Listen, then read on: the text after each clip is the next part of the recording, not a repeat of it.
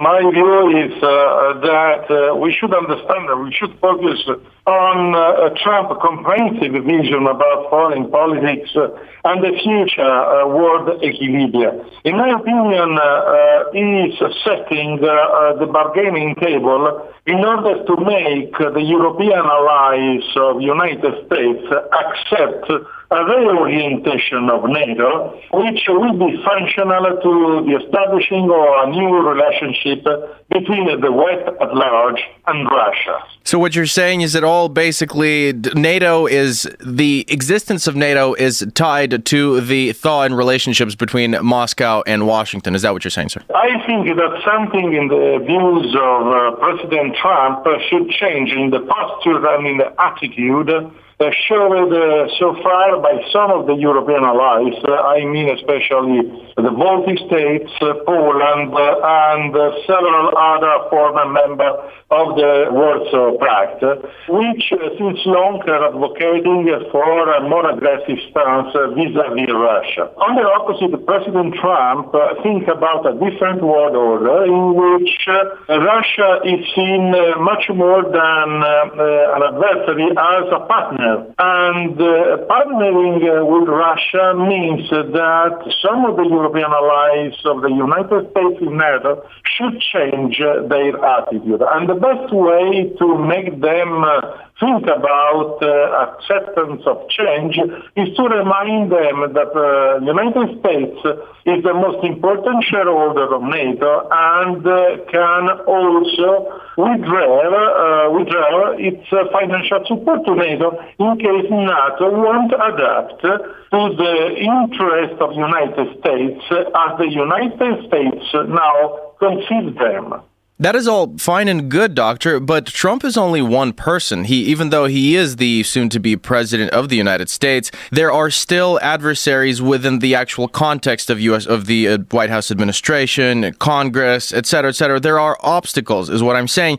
How likely do you see Trump actually going forward with this initiative of actually dismantling NATO? Or are there any changes to the structure of NATO that are forthcoming? What do you think? I think, first of all, that, of course, Trump will face a very strong opposition by all those who were accustomed to a different paradigm of the United States foreign policy. I think his most serious enemies in this battle will be the intelligence community of the United States, and that's a problem that Trump can fix. And on the other side, some areas of the political system of the United States, I mean people in the Congress, people like former candidate Senator John McCain, which is even trying to buy information hostile to Trump and selling to the intelligence community and the press in order to make embarrassment to the president-elect.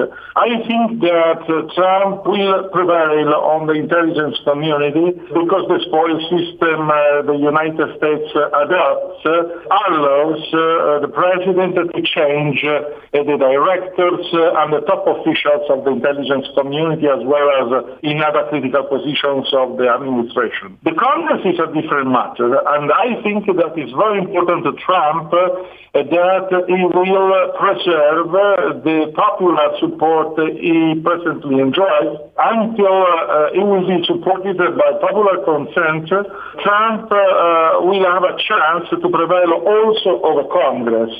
So it's very important that Trump in the next few months brings and delivers something of the most important promises he made into the presidential campaign, and under many points of view, also on the social and economic field. If Trump will prevail, I think it's possible, really, that the relationship between United States and Russia will change and will change for the better, and that will be very beneficial to some European countries. I think especially about my country, Italy, which always enjoys the best conditions when the United States and Russia are on the same side and not opposing to each other. I have a follow-up question, Professor. What you said was Trump essentially is going up, in terms of NATO, Trump is going up against the U.S. intelligence community, but we all remember how that went down last time Kennedy tried to dismantle the CIA, for example, back in 1963, or 63, I think it was. What do you think he's actually up against? Is it just the CIA, or there's NSA, other things? Do you think he can actually fight them off? The American intelligence community is a very large one, encompassing something like 17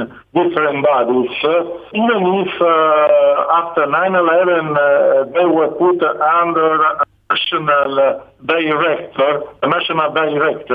I think that what is very important to Trump is to change as much as possible the top echelon of the agencies in order to have people loyal to him. There is an attempt underway to get as much as info as possible to build up a case for an impeachment of Donald Trump once he's sworn as president. I don't think impeachment will be built effectively, but it's a threat. What is more dangerous is a general climate favorable to ideas or, attempts at killing him. And that, you remind what happened to Kennedy. It's worrisome to me. I share this point of view that President Trump could risk a lot by individual offensive actions against him conceived after all these infos collected against him. We have a couple more minutes left, and I only have two more questions for you, Professor. One of them is the discrepancy between NATO's actions, counterterrorism actions, and U.S. counterterrorism actions. Whereas we know that U.S. is essentially the largest contributing member to NATO, and yet NATO is not really doing anything counterterrorism-wise, as Donald Trump, president-elect, recently slammed the alliance for lack of engagement in the fight against terrorism. At the same time, Washington seems to be on the edge of fighting terrorism in every single part of the world, wherever it is, even though, according to official sources, sometimes there isn't even any terrorism, but, Washington is there already anyway. How can you explain this discrepancy between NATO and the United States and their counterterrorism measures? In my opinion, discrepancies a result of a simple fact. NATO is not a global agency. It's a regional security agency, it's an alliance. And since the first month after 9/11, the United States administrations, both presided over by George Walker Bush and later by Obama, probably found more effective to perform some part of anti-terror campaign under a national umbrella instead to look for allied consensus. Especially, that was clear, especially in Afghanistan, where NATO was operating with ISAF, and the United States had a national mission labeled Enduring Freedom. Every time the United States had to attack targets in Pakistan, they resorted to Enduring Freedom, to their national operation, instead to ask NATO to perform the attack.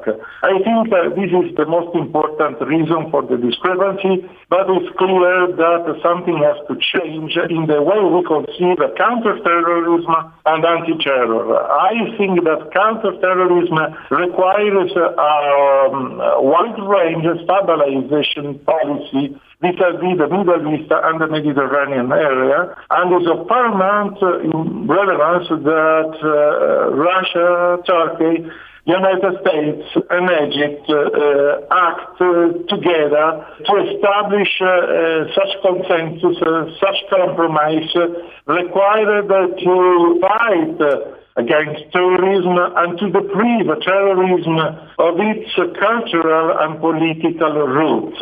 I think that Trump could deliver on that, especially because he doesn't perceive Russia as a threat, but he considers Russia as a possible partner.